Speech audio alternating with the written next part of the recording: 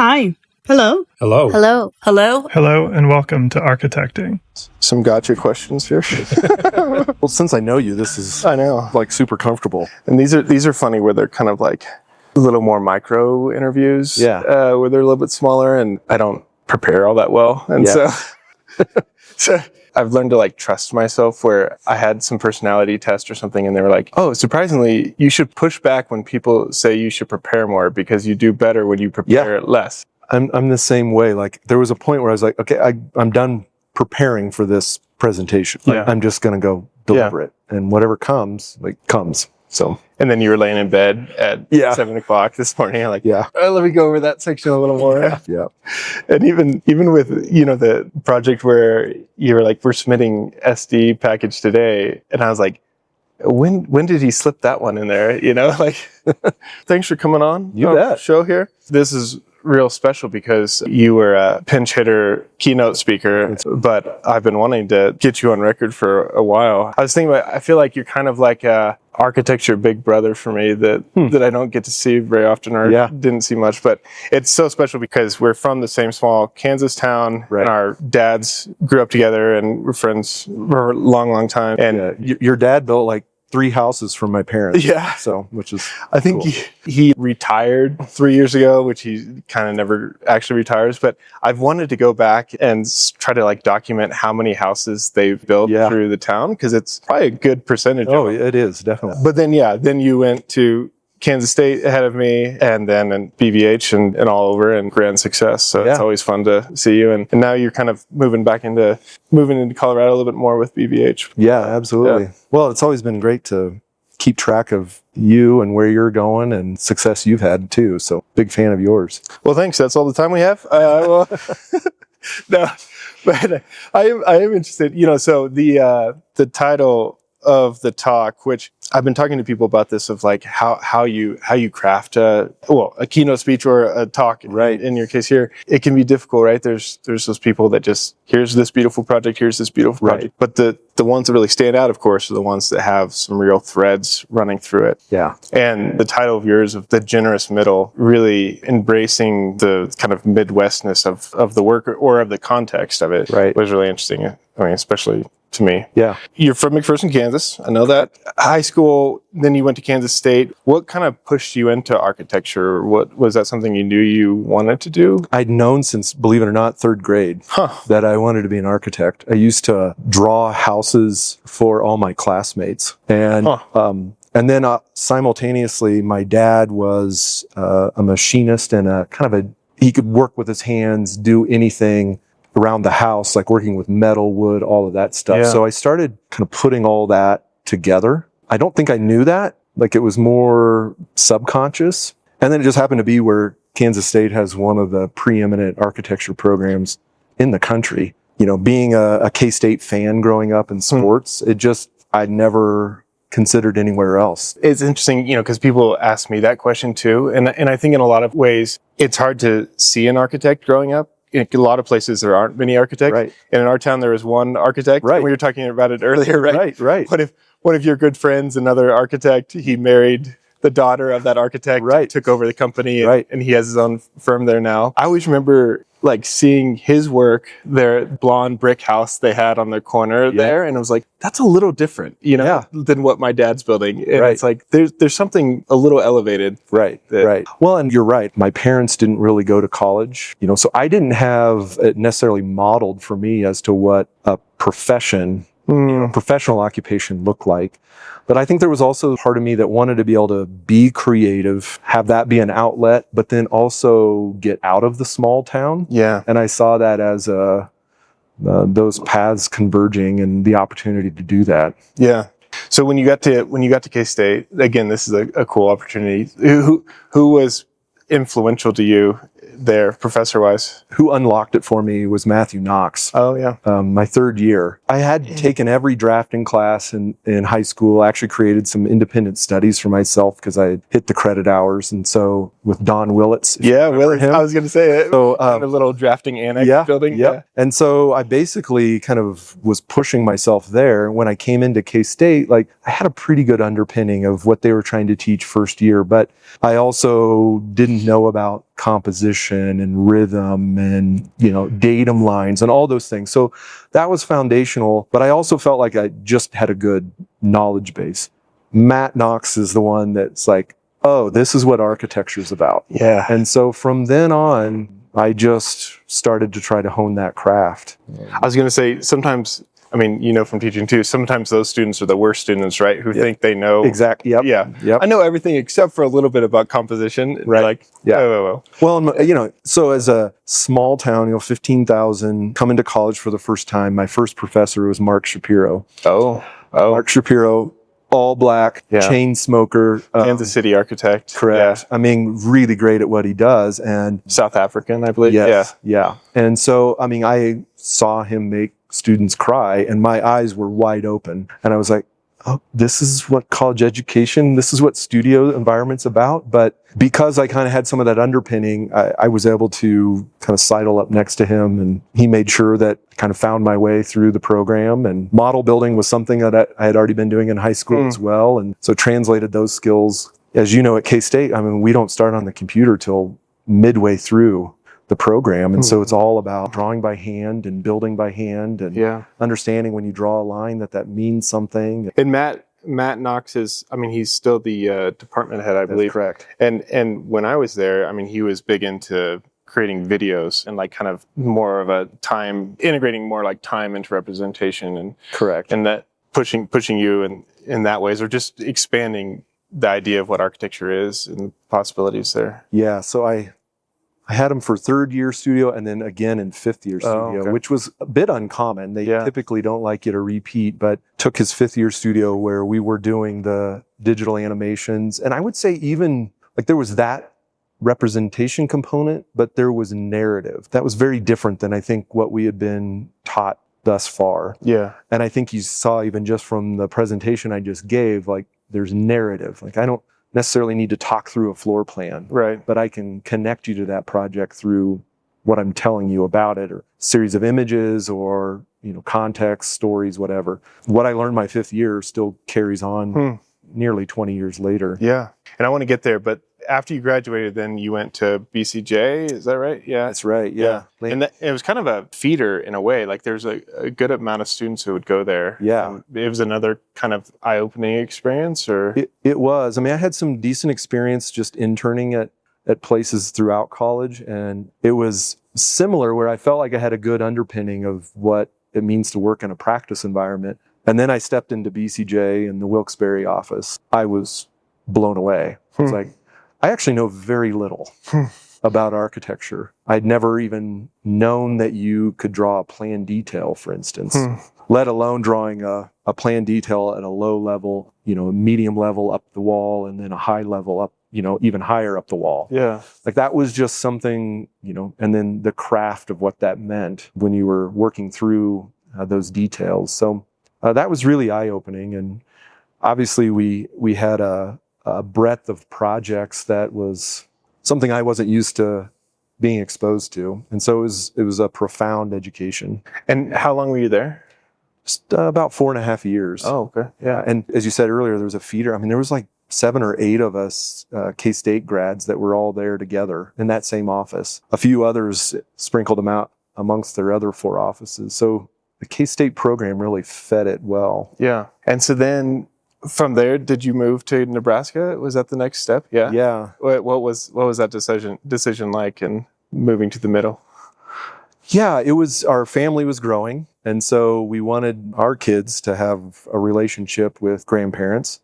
That was really important to us. We made that decision to move, not lightly, but we had learned quite a bit working on the East Coast. But we wanted to make sure that what we were learning, we could bring back to the Midwest, to our roots. We never really intentioned to abandon the Midwest. It's just kind of where the job took us. Right. When I say we, my wife, she's an interior architect, grad from K-State as well. So we both felt like that was really important for us, is to be able to do great work where it's not expected. Yeah. And so there was also the opportunity to teach. So I was kind of looking at cities to relocate back in the Midwest that had universities, and specifically College of Architecture, so I could teach and practice. Yeah. So what was BVH like when you moved there and joined? Yeah. BVH was founded by really some incredible designers. When you look across the history of Nebraska-based architects, they have a thumbprint on the work there. When I relocated to BVH, it was going through a transition where the ownership had changed, and I would say it was dormant in terms of its design focus. It was kind of founded like in the 60s in that kind of wave of new architecture. Yeah. Correct. And Yep. yeah. So was there some hesitancy there of, like you're coming from this firm, you're coming to this other firm that's in a moment here, or? I think I was, yes, but I also think I was naive. How I actually found BVH was I managed the architectural book library for Peter Bolin. And Gary Bowen, one of the owners of BVH, had actually served on the AIA board with Peter and given Peter the BVH monograph. So I pulled it off the shelf and I was like, who's this firm? And then I started researching them and I saw their lineage of just award-winning projects. And so I thought I could do something here. Like they have a history of it. And that was important to me. But I don't think I really understood what it meant to practice. And it definitely wasn't a translation one for one to go from what I had learned and how I had practiced and the types of projects I had done to where I now currently practice. So the first few projects I did at BVH, like I quite literally think the contractors had never seen that level of detail and had never bid something like that. So we basically got it built because they had to build it because they provided the bid. And then they started getting a little bit more tuned into what we were drawing. And so I was like, now I've got to work a little bit harder. So that was interesting. Yeah, I guess like talk a little bit about just title of your talk was the generous middle. How did you define that in the talk, and how do you think about that?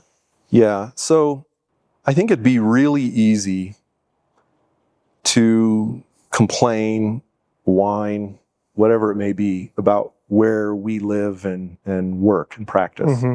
And there's certainly moments of that, don't get me wrong, like I'm not above that. But I think for us to, and for me specifically, to embrace that, we've got to kind of subvert that thinking, right? And use it, leverage it as a way to bring attention that, no, in fact, you actually can do really great work here.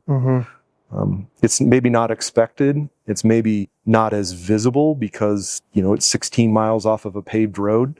People from Chicago and Dallas and New York City and San Francisco, like, they're not going to see that. They may not even appreciate it. They're not going to stumble upon it, but it doesn't mean that it's not good work. So trying to position our work in like the place where we are working is really where that title comes from, because some people just don't have those expectations, but probably more truthfully, they don't know that they can expect something different or something greater. Right.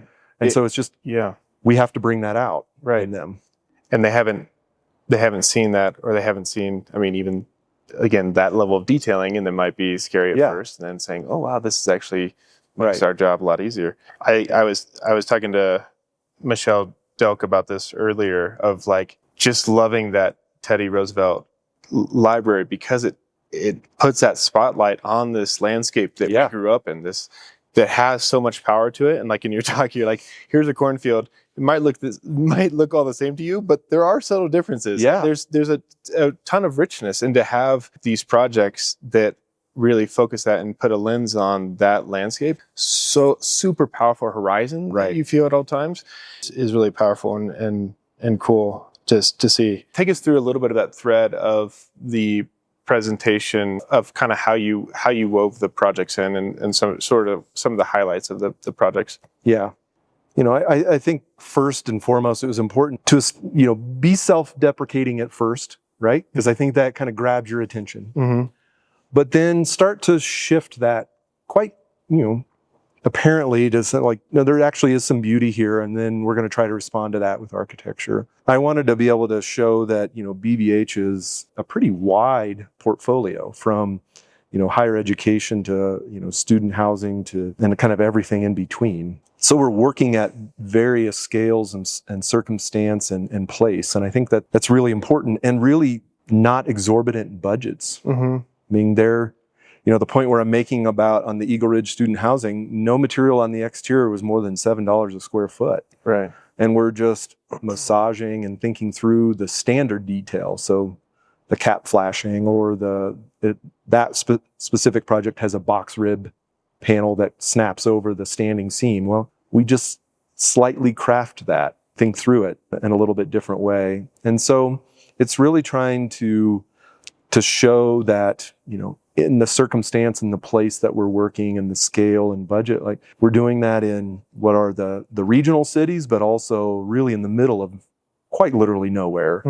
And trying to show that the common thread here is that these projects mean something to these communities. They're impactful to the land. They're impactful to the people that experience it. They may change the experience. And then just authentically trying to tell those stories of those people that inhabit them. Yeah. I think back to last year's conference, Marlon Blackwell was here, and he was taking us through some of the projects. And, one was an old gas station that was turned into a church, Yeah. And you look at it and you don't think gas station, right? And it was all about, him in the same way, kind of moving back to where he was from and establishing a base and working hard with simple materials and detailing and vernacular forms. And then, of course, now, has taken off. And I think about that a lot. Who are these people that regionally kind of stand out? The Rick Joys, the Marlon Blackwells, like some of those. And even within Nebraska, there's some good ones that done that. But, there's some that achieve that further recognition, and some that don't. And some that really put their heads down, and do the work, and some that advertise it more. And I think that more and more, and even in this conference, we've been just talking more about communicating your work and telling the story. And that's where it's so strong there. And I think that those Marlon and the ones that succeed are the ones who can talk about it and tell that larger narrative. Has that been purposeful approach for you lately? Of, again, like I think you said, what'd you say? Like, not earn attention through authenticity. Right. And so it's not flashy to be flashy, right? Right. It's like, hey, there's good stuff here. And I'll let you answer now, Farmer. I think it's a great observation, and it's something I've had to mature in the last few years, because, I think a lot of times architects feel like they have to be in the national publications in order to do great work. And don't get me wrong, that's still very much part of the formula, but it's also not a limitation of doing great work. And so that's something that I've tried to mature in, and realize that, again, we have a real opportunity. I have an opportunity, my firm has an opportunity to impact the places where we live and the communities that we interact with. And if we do our job, then it also helps the other architects in our region do their job too. And we can mutually benefit from that. And I think that that's something that we can be more collegial in those opportunities. And, if the opportunities come where, our firm or another firm in Omaha or Nebraska is able to do great work, then that just means collectively we're all raising the expectations. Right. And the references that people have to pull from, right? Absolutely. Absolutely. And so, there's really great work happening by lots of different firms within our region. And so if I can have a small responsibility in drawing attention to that, then I think that's something I'm willing to take on. Yeah. What are you excited about in the near or further future? Yeah. So, I shared the Lincoln Central Library project. I think from a project standpoint, that's probably the one I'm most excited about. I think that has the ability to continue on, be that next lineage of projects that BVH is able to be proud of. I'm also just curious, as we're starting to have this groundswell of projects, is starting to gain some attention. Like, what is that next project that we're able to leverage our current portfolio to get? Right. I'd love to do another museum. And that's a hard project type to get in. Right. Those are the opportunities. The unknown, I think, is what keeps me going. Yeah. Well, and just the idea of, there's a newish museum in McPherson, Kansas, right? And I think a lot about it. Like, what if that could have been done better? Yeah. And what if, and I think just for towns to have those reference points of like, hey, here's what we've done. Okay, it looks a little weird for a second, but it's because of this, and it's because of this, and it's about your community. It's about you, instead of like, hey, let's just recreate a Frank Lloyd Wright-ish type thing. Yeah. Right. And it's exciting to think about all the towns throughout the Midwest that could have that as this untapped kind of potential there. Absolutely. We just are kind of in the feasibility master planning study of a project very similar to the Columbus Community Building I shared, where it's a children's museum, public library, early learning childhood center co-located in one building. And then there's a food bank distribution building as a component of it. So, at the onset of that, you're like, well, it's almost like a studio project you would do in school. And is there any, legitimacy in it? But you start to think about how those 4 program types they're really needed within communities today. Right, they provide access of all sorts of information or just access in general, right? Whether that's food, information, education, knowledge. But there's a real need for architects to provide those types of spaces within communities that continues to underpin, just the civic life of these communities. Even if they're 15,000 people, they should not be any less expectant of something great. Yeah. Well, and especially just of how amazing those 15,000 person towns, typically their downtown is, right? Of McPherson, Kansas. It has this amazing main street, right? Right. That was barely kind of holding on, and now it's being more and more vibrant. And, like with Lincoln Central Library, it was an entire block of existing downtown typology buildings that was leveled to create this massive concrete shopping mall. And now you guys are rethinking of that, of how you're opening it up and connecting and rethinking that kind of concrete bunker typology. But again, there's so much potential in these small towns and these really great urban fabrics that's there. Well, yeah, and I think the way I described it in my presentation was that oftentimes where we're working it's a place of placelessness, or there is no context. And, versus working in a larger city or something where it's a dense urban environment, it's just a different context. That's what I was going to, it's always context, right? Right. But, and so I think being able to find that latent energy that's there and expose it and make it something, and then kind of elevate that expectation where that project becomes a point of reference, not only for the firm, but more importantly for the community. Like, no, this is actually what we should expect. We should expect quality buildings like this that improve our quality of life, rather than this throwaway architecture that is going to not be around for a long time. Yeah, exactly. I think you made that point of the unexpected versus the not expected. Yeah. Which took me a second to think about, but then it was like, no, that's powerful, how you're able to bring that in.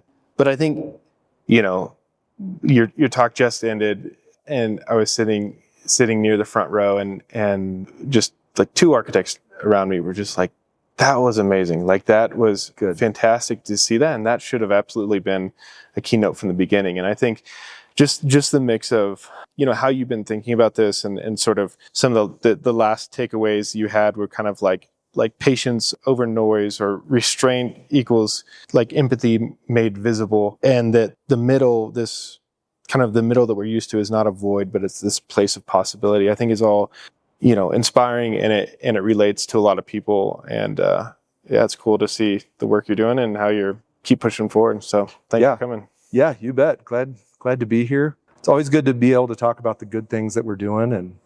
And because it is, it's like, it's such, those buildings, you show them in 6 slides, but there's so much that goes into those, and you've created such clear diagrams, and again, that storytelling, but there's a lot of messiness before those clear diagrams, I'm sure. Absolutely. I think diagramming is, both you and I have taught, it's the essence of an idea, right? You try to distill it to the point where it can be no more nor no less.